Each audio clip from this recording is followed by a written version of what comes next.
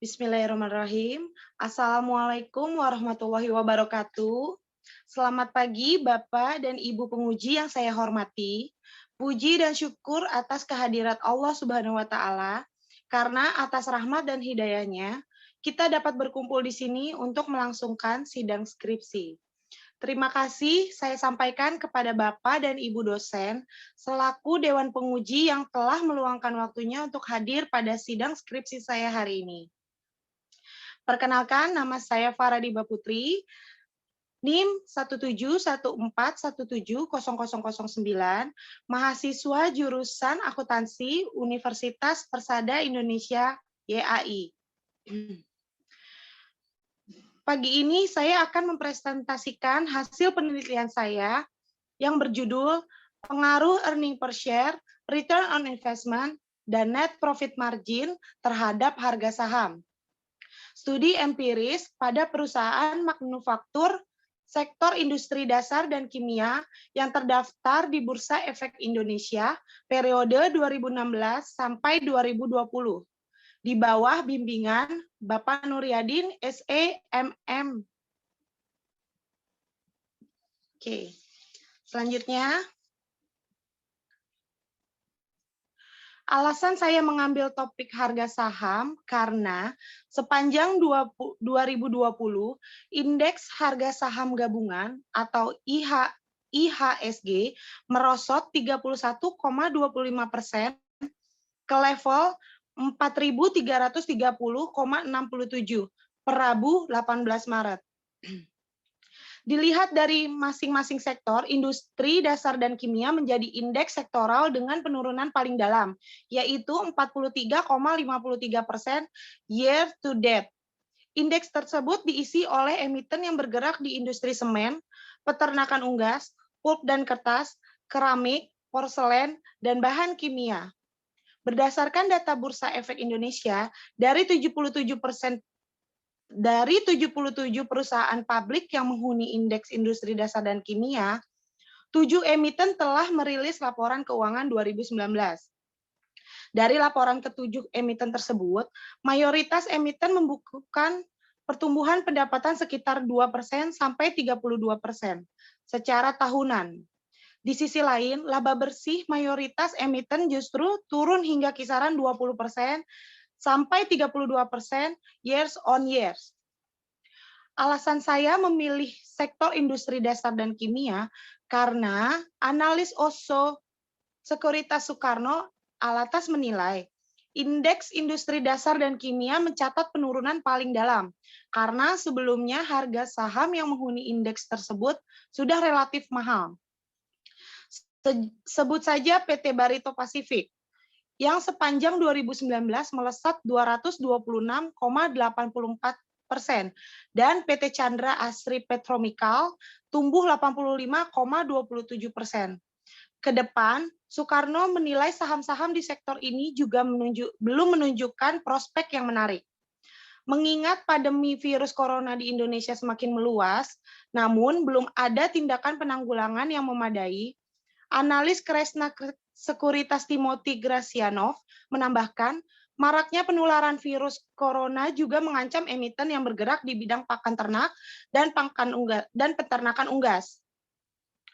Harga saham banyak dipengaruhi beberapa faktor.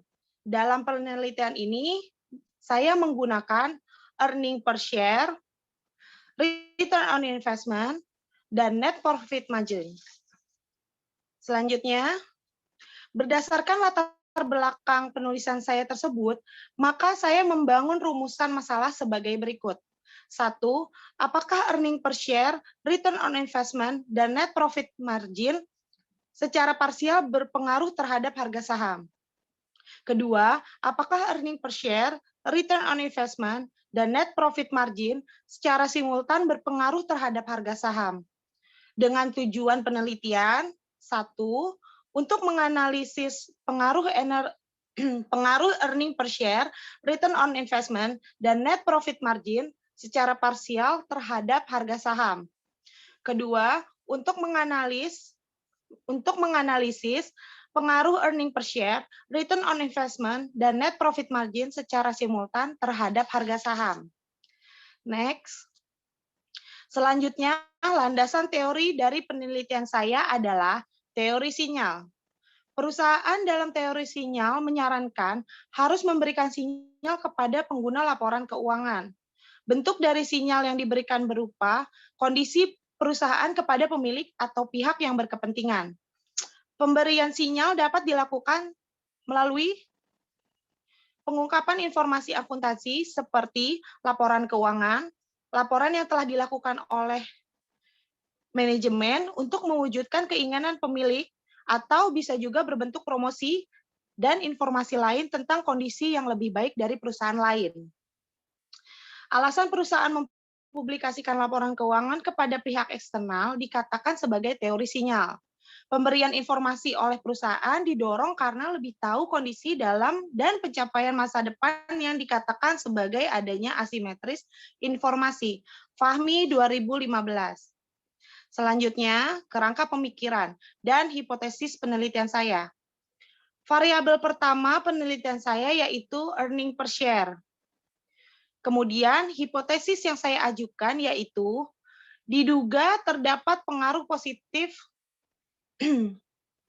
dan signifikan antara earning per share terhadap harga saham.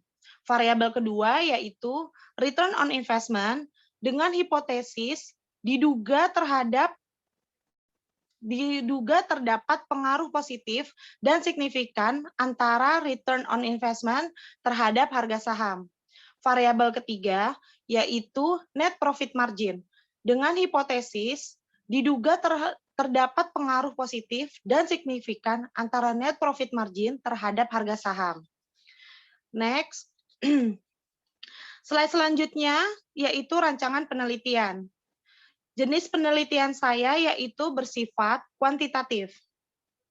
Kedua, metode penelitian yang saya gunakan yaitu causal komparatif dengan tipe ex post facto.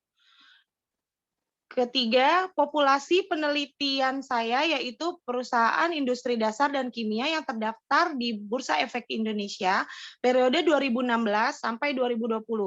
Teknik pengambilan sampel yang saya gunakan yaitu purposive sampling dengan tipe judgment sampling atau menggunakan kriteria. Jenis data yang saya pakai yaitu data panel dan sumber data yang saya dapat berasal dari website IDX dan website perusahaan.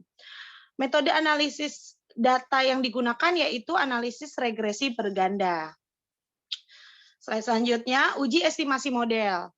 1. Uji Chow.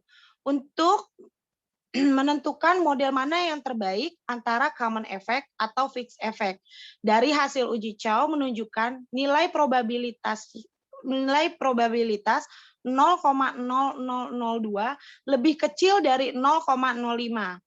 Maka dapat diketahui bahwa model yang terbaik adalah fixed effect. Kedua, uji Hausman.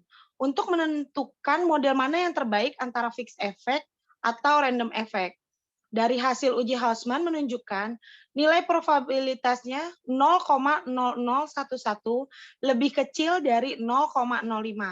Maka dapat diketahui bahwa model yang terbaik adalah fixed effect.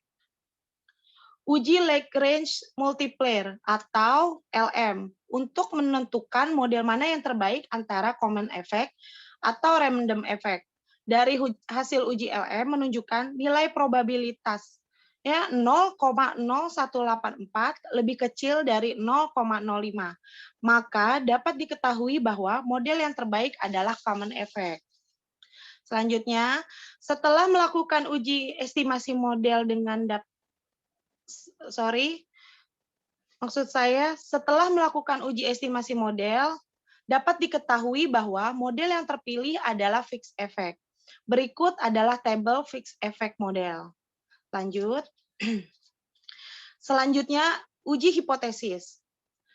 Dari persamaan hasil regresi berganda, dapat dijelaskan nilai harga saham sebesar 7.714,356.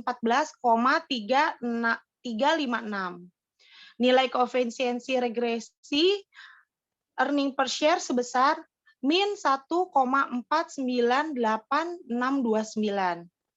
Nilai koefisien regresi return on investment sebesar 30.240,90. Nilai koefisiensi regresi net profit margin sebesar 14.054,99. Slide selanjutnya. Berikut adalah hasil pengujian yang dilakukan dalam penelitian. 1. Untuk tabel yang pertama adalah uji T atau uji parsial. Variabel pertama yaitu earning per share. Diketahui nilai hitung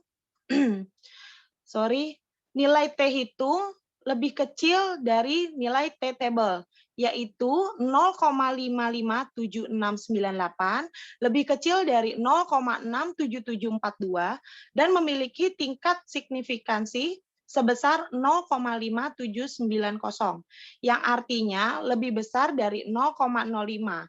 Maka H1 ditolak, yang artinya secara parsial earning per share tidak berpengaruh signifikan terhadap harga saham. Variabel kedua yaitu return on investment. Diketahui nilai T hitung lebih besar dari T table, yaitu 4,876302 lebih besar dari 0,67742 dan memiliki tingkat signifikansi sebesar 0,0000 yang artinya lebih kecil dari 0,05. Maka H2 diterima, yang artinya secara parsial return on investment berpengaruh signifikan terhadap harga saham. Variabel ketiga yaitu net profit margin. Diketahui nilai T hitung lebih besar dari T table, yaitu 3,019386, lebih besar dari 0,67742, dan memiliki tingkat signifikansi sebesar 0,0036, yang artinya lebih kecil dari 0,05.